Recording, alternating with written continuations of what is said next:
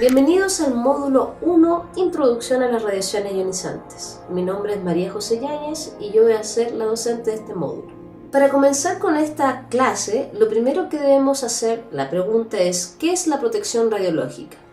Como fundamento, la protección radiológica es la prevención de riesgo enfocada a los efectos que podría generar las radiaciones ionizantes contra una persona, un operador, y además que estos reciban dosis de forma innecesaria.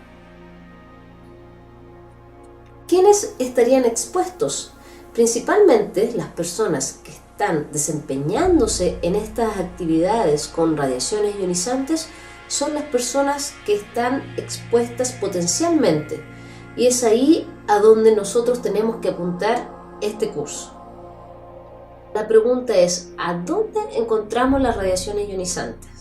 Podemos ver en esta imagen que vamos a encontrarlas en diferentes partes, partiendo en los usos de salud, como en el caso de las radiografías, en un escáner, por ejemplo, o en el caso de las radiografías dentales.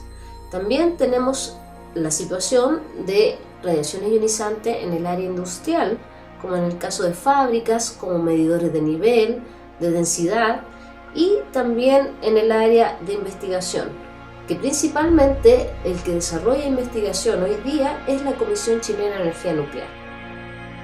Para comenzar un poco más con respecto a lo que es las radiaciones ionizantes, es importante ir a la raíz, a su origen, y es ahí a donde vamos a estudiar algunos conceptos básicos del átomo. Partiendo de la base, que un átomo es una estructura muy pequeña que está compuesta, en este caso toda la materia, por estos átomos. ¿Y de qué se compone cada átomo? Podemos ver en la diapositiva que va a estar compuesta por tres partículas, que serían neutrones, protones y electrones.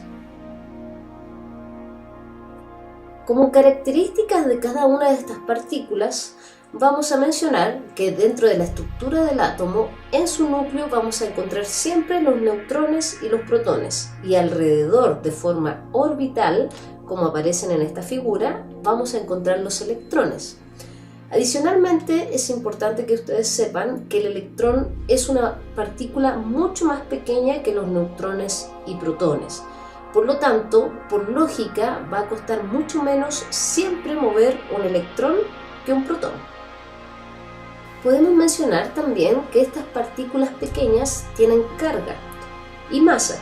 Por ejemplo, el protón tiene una carga positiva y una masa superior a 2000 veces la masa del electrón, mientras que el electrón es una partícula muy pequeña y su carga va a ser negativa.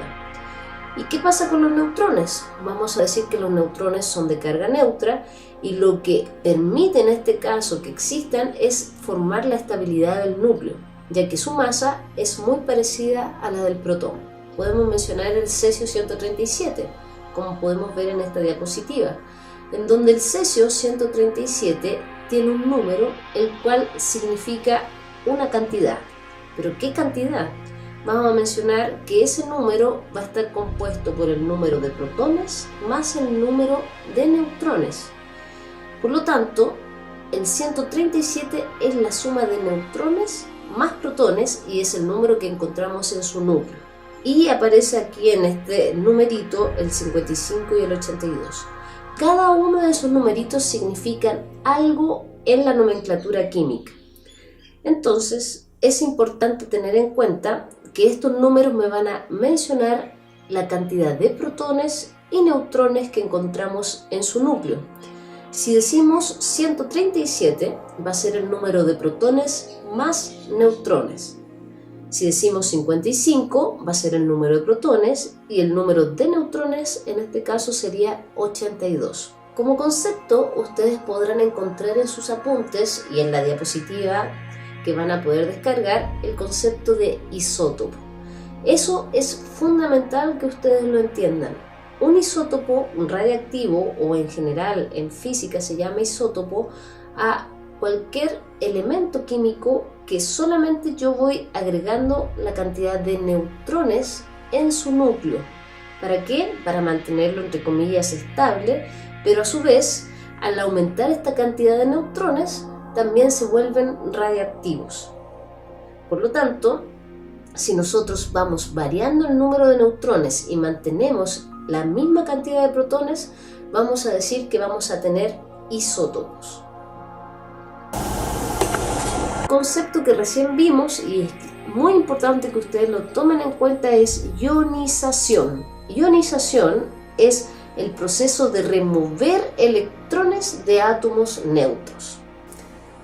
En este gran espectro que puede observar dentro de esta lámina, vamos a mencionar que existen dos tipos de radiaciones: las radiaciones ionizantes y las no ionizantes. Las no ionizantes son las que tienen menos energía, menos frecuencia y mayor longitud de onda.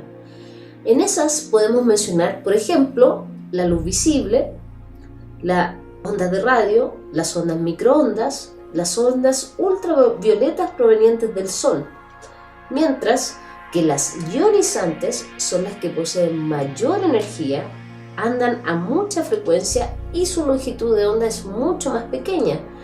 En estas podemos clasificar los rayos X, los rayos gamma y la radiación cósmica. Entonces, para redondear un poco nuestros conceptos recién vistos, vamos a hacer algunas definiciones. La primera definición es la de radiación. Vamos a decir que la radiación es energía que se moviliza en ondas o en partículas, y estas radiaciones son muy familiares ya que las podemos ver de forma cotidiana, como la luz del sol, el calor, las ondas microondas, las ondas de radio, inclusive las de celulares. Ionización es el proceso de remover electrones de átomos neutros.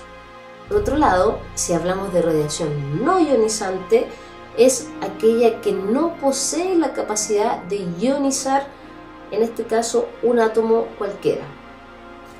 Ahora bien, como otro concepto de definición, vamos a decir la radioactividad. ¿Qué es radioactividad? Es el proceso mediante el cual los átomos inestables o radioactivos, como el caso de los isótopos, se convierten en estables. Por lo tanto, ¿cómo se van a lograr estabilizar? Emitiendo radiación. Un material radioactivo va a ser cualquier material que contenga átomos radioactivos inestables y que puedan emitir radiación. Como fuentes de radiación podemos tener varios tipos. Por ejemplo, aquí tenemos los materiales radioactivos, que son fuentes selladas o fuentes abiertas, y por otro lado tenemos los dispositivos que generan radiación, como los aceleradores, que son aparatos de rayos X, o inclusive los ciclotrones que podemos encontrar en la radiofarmacia. Las fuentes de las radiaciones ionizantes las podemos encontrar en diversos lugares, como mencionamos al inicio. Podemos ver que encontramos en el área de investigación las universidades, donde hacen experimentos con este tipo de fuentes, como americio 241, plutonio 239, cesio 137, etc. En otros casos, institutos de investigación, como en el caso de laboratorios, agricultura. En la parte médica podemos encontrar teleterapia, braquiterapia y radiadores de sangre, ya sea con cobalto 60 o cesio 137. En algunos puertos importantes o aeropuertos encontramos aceleradores de equipos de rayos X, inclusive algunos aceleradores para tomar radiografías de las cargas. A partir de esta imagen es importante enfatizar cuál es la diferencia entre contaminación e irradiación. Una contaminación es cuando la persona incorpora adentro de su cuerpo, ya sea por vía de piel o inhalación o se las traga, un material radioactivo. Esto lo podemos ver en la forma cotidiana, personas que usan o hacen un tratamiento de diagnóstico médico cuando se incorporan dentro de su cuerpo un material radioactivo, como en el caso del yodo 137 o el tecnesio 99 metastable o un flúor 18. La irradiación, ahí la persona solamente se expone como si uno se expusiera a la luz visible del sol, por ejemplo, en donde si yo coloco algún elemento que traspase en este caso o evite el paso de esa luz, yo estoy evitando en este caso irradiarme. Eso es irradiación. Por lo tanto, como concepto básico importante de irradiación es ojalá siempre alejarse de esa fuente radiactiva. Entonces ahí podemos notar la diferencia entre contaminación e irradiación. Como recién definimos, entonces vamos a decir que la exposición a campos radiactivos no resulta contaminación radiactiva. Es importante siempre tener en cuenta esa diferencia. Entonces, a partir de esto, vamos a mencionar los diferentes tipos de partículas y ondas que podrían ser radiactivas y que en el fondo sí podrían afectar a las personas y al medio ambiente. Dentro de esas tenemos, en este caso, los neutrones, las partículas alfa, las partículas beta, beta más, beta menos, y los rayos gamma y los rayos X, en donde ahí podemos ver que todo ese espectro que recién mencionamos son capaces de emitir radioactividad. Tenemos los átomos radiactivos que recién mencionamos y los aceleradores. Los átomos radiactivos son fuentes radiactivas que están emitiendo constantemente, las cuales no podemos apagar, y estas fuentes radiactivas van a estar emitiendo hasta que ya lleguen a un punto de estabilidad. Mientras que los rayos X y los aceleradores, solamente apagando el interruptor, permiten eliminar las fuentes radiactivas. Por lo tanto, eliminamos las ondas que pueden ionizar. Como recién definimos, dijimos que tenemos las fuentes radiactivas que están emitiendo constantemente y por otro lado tenemos los aceleradores y los equipos de rayos X. Para entender un poco más el concepto de las fuentes radiactivas, aparece esta curva en donde inicialmente siempre van a tener una actividad inicial y a medida que pasa el tiempo y empiecen a desintegrarse constantemente, va a ir decayendo esa curva. Esta curva representa específicamente cómo se descompone una fuente radiactiva y podemos ver que cada cierto tiempo va perdiendo la mitad de su actividad, es decir, la mitad de sus átomos cargados. Y aquí aparece una tabla, por ejemplo, podemos ver cómo el material radiactivo, que ya reconocemos como radioisótopos, están emitiendo su actividad y podemos ver que tiene que pasar esta vida media. Como definición, vamos a decir que es el tiempo que decae la actividad a la mitad de estos radionucleidos. Por lo tanto, ahí aparece el radio, por ejemplo, 226, donde tiene 1600 años. ¿Qué significa ese número, ese tiempo? Significa que la actividad decae a la mitad de este radionucleido. Así, por ejemplo, tenemos el cobalto 60, que son 5.7 años, el cesio 137, alrededor de 30 años, y como los que usamos también en la medicina convencional, que es el yodo 131, podemos aproximarlo a 8 días. Por lo tanto, cada uno de estos radiofármacos o radionucleidos siempre van a tener un tiempo de decaimiento. Bueno, ya mencionamos las 5 radiaciones ionizantes que podríamos obtener a través de la radioactividad, como es el caso de las partículas alfa, partículas beta, radiación gamma, rayos X y los neutrones. Como ejemplo de eso, vamos a decir que las partículas alfa siempre son las más pesadas y las que recorren menos distancia. En esta imagen vamos a ver el poder de penetración de cada una de estas partículas y ondas electromagnéticas. Por ejemplo, las partículas alfa podemos detenerlas simplemente con un papel, no son capaces de atravesar tu piel o tus manos.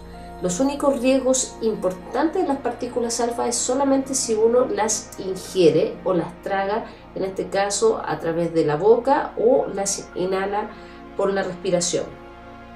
En el caso de las beta, tienen mayor poder de penetración que las alfa, pero estas se detienen con un bajo número de electrones o bajo número de Z. En este caso vamos a decir que las betas vamos a detenerla con aluminio, por ejemplo, con un plástico o con madera. A diferencia de esas dos partículas, vamos a decir que los rayos X y rayos gamma, que son ondas electromagnéticas, son capaces de atravesar toda la materia. Y en este caso vamos a decir que las X y gamma las podemos detener con plomo o con un hormigón más grueso, mientras que los neutrones son detenidas con materiales más hidrogenados, como el caso de agua o algún elemento que tenga mucha cantidad de hidrógeno. Vamos a redondear un poco todo lo que hemos dicho respecto a las radiaciones ionizantes. Ya sabemos que las radiaciones ionizantes son capaces de mover electrones de un átomo. Dentro de estas podemos dividir dos tipos, las corpusculares, es decir, las que son partículas, y las que son ondas electromagnéticas. Dentro de las partículas son las que tienen masa y carga, que serían las partículas alfa, las beta, y las que no tienen carga serían los neutrones. Y por otro lado, de las ondas electromagnéticas no poseen carga, no poseen masa, y podemos distinguir dos tipos, rayos gamma y rayos X. Bueno, ya mencionamos las 5 radiaciones ionizantes que podríamos obtener a través de la radiactividad, como es el caso de las partículas alfa, partículas beta, radiación gamma, rayos X y los neutrones. Como ejemplo de eso, vamos a decir que las partículas alfa siempre son las más pesadas y las que recorren menos distancia. En esta imagen vamos a ver el poder de penetración de cada una de estas partículas y ondas electromagnéticas. Por ejemplo, las partículas alfa podemos detenerlas simplemente con un papel, no son capaces de atravesar tu piel o tus manos. Los únicos riesgos importantes de las partículas alfa es solamente si uno las ingiere o las traga, en este caso a través de la boca, o las inhala por la respiración. Pasemos ahora a las características de las beta. Las beta es una partícula que en el fondo es un electrón emitido a gran velocidad desde la nube de electrones de un átomo. Estos electrones tienen como característica que pueden viajar alrededor de 10 pies, es decir, muchas distancias a diferencia de las alfa, y además su blindaje depende de la energía que contenga la partícula. Es decir, dijimos que podían tener como blindaje el aluminio, también tenemos la madera o algunos plásticos. Los emisores beta de baja energía no requieren de un blindaje, como el caso del tritio, el carbono 14 o el estroncio 35. Y por otro lado, también tenemos los emisores beta de alta energía, que estos sí requieren blindaje, y en este caso vamos a decir que principalmente van a estar dados por plástico. Existe un concepto que se llama Brennstrahlung, que es la radiación de frenado, y esto está dado para radionucleidos beta, emisores de baja energía, como el caso de estroncio 90, los cuales interactúan con plomo, es decir, con blindajes de alto Z. Estos pueden generar lo que se llama Brennstrahlung, que es rayos X, producto de la combinación de los beta que tienen baja energía con alto Z. Vamos a recomendar que siempre que tengamos emisores beta no utilicemos el plomo, ya que el plomo podría generar un problema más que una solución, ya que su combinación con los beta podría generar rayos X. Vamos a decir que una partícula beta solamente puede penetrar un poco de distancia en el cuerpo, sea en la piel o en los ojos. Y internamente vamos a decir que si se ingiere este material puede depositar cantidades más significativas en algún volumen de tejido corporal. En cuanto a los usos de las partículas beta, principalmente vamos a encontrar en los usos médicos, como el caso del yodo 131 o en el caso, por ejemplo, de tecnesio 99 metaestable, que son radiofármacos que se ingieren para uso diagnóstico o para uso de tratamiento. Por otro lado, tenemos algunos equipos en el área industrial como generadores eléctricos, o también tenemos los que se utilizan en la investigación, acá en la SECHEN, que es el tritio, por ejemplo, o el fósforo 32 o el carbono 14. Como dijimos recién, tenemos diferentes tipos de partículas. Dentro de esas también podemos clasificar a los neutrones. Los neutrones son los que salen expulsados de un átomo, del núcleo del átomo. Recordemos que estaban dentro del núcleo. ¿A dónde los encontramos dentro del área de investigación? Principalmente en los reactores nucleares, en donde vamos a tener uranio 235 que va a ser bombardeado por neutrones, y estos me van a permitir entregar gran energía para producir los radiofármacos que se utilizan en tratamiento y diagnóstico. Entonces, como otro concepto físico, vamos a mencionar la fusión. Es el proceso donde múltiples partículas pequeñas se unen para formar un núcleo más pesado. Como característica de los neutrones, vamos a decir que estos se mezclan fácilmente con otros átomos. Además, estos necesitan como blindaje algunos materiales ricos en hidrógenos, tales como el agua o un concreto muy denso. Es altamente peligroso para el cuerpo humano, ya que podemos recordar que nuestro cuerpo está prácticamente formado por agua y además los seres humanos en general tienen un 72 o 75% de agua en su cuerpo. Como concepto también vamos a hablar de las características de los rayos gamma y rayos X. Su principal característica es que tienen gran alcance dentro del espectro y vamos a decir que también tienen un gran nivel de energía. Su blindaje principalmente es usado como plomo o algunos concretos, acero o cualquier sustancia que sea de un alto Z, es decir, muy densa. Peligros generalmente van a estar enfocados a todo el cuerpo humano, por lo tanto es muy importante protegerse de este tipo de radiaciones. Son ondas electromagnéticas, como dijimos, por lo tanto pueden avanzar en el vacío y atravesar cualquier tipo de materia. Y su principal diferencia entre un rayo X y una radiación gamma es su origen, donde en este caso la radiación gamma se va a originar principalmente en el núcleo, mientras que los rayos X a nivel orbital del átomo. Las fuentes que vamos a encontrar con radiación gamma principalmente son cobalto 60, cesio 137 y iridio 192, que son utilizados para equipos industriales de gammagrafía. La energía que maneja las radiaciones ionizantes son unidades muy pequeñas, estamos hablando de electron-volt, por lo tanto vamos a definir como la unidad electron-volt como la energía de generar una diferencia potencial de 1 volt para mover un electrón. Y aquí aparece una tabla donde podemos ver diferentes tipos de energía, donde el electron-volt se va a descomponer también en kiloelectron-volt o megaelectron-volt, en donde esos prefijos van a significar 10 elevado a 3, por ejemplo, en el caso de los kiloelectron-volt, o sea, 1000 electron-volt, y los megaelectron-volt son 10 elevado a 6, es decir, 1.000.000 de veces electron-volt. Estos valores en esta tabla vamos a definir que diferentes tipos de radioisótopos van a tener cuantificada ya su energía dependiendo del rango donde se mueva. Los rayos X y los rayos gamma, que son ondas electromagnéticas, su interacción con la materia es distinta. Estos interactúan como efecto Compton, efecto fotoeléctrico y producción de pares. Primer concepto, vamos a definir el efecto fotoeléctrico. El fotón, generalmente que viene del espacio, interactúa con un electrón de un átomo. El electrón más ligero, es decir, el que está más lejos del núcleo. Ese fotón desaparece y existe un acomodamiento de electrones dentro de la nube electrónica.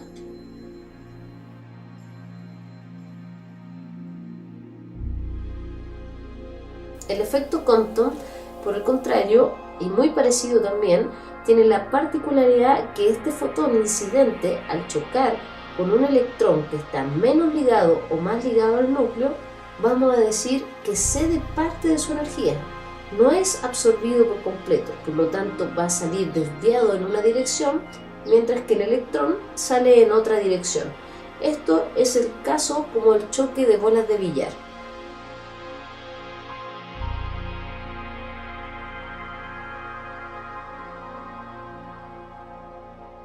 Las formaciones de pares, aquí el átomo o el fotón, en este caso incidente, va a tener una energía superior a 1,02 MeV. Es ahí donde se van a formar dos partículas, electrón y positrón. Estas dos partículas van a combinarse para tener, por otro lado, dos fotones, y es ahí donde el positrón se combina con otro electrón, convirtiéndose en fotones de 0,51 MeV, es decir, 511 keV. Y así estos van a ser emitidos en polos opuestos. Para cerrar un poco lo que es la física de la parte nuclear, importantes conceptos que ustedes sí o sí deben recordar y deben aprenderse. ¿Qué es lo que es la ionización, la radiactividad, la vida media, algunas características principales de cada una de las partículas y radiaciones que vimos, como las alfa, las beta, las gamma, los neutrones y los rayos X? Las radiaciones ionizantes siempre han existido. Estas surgieron a partir del Big Bang y el ser humano siempre se ha envuelto en este tipo de radiaciones.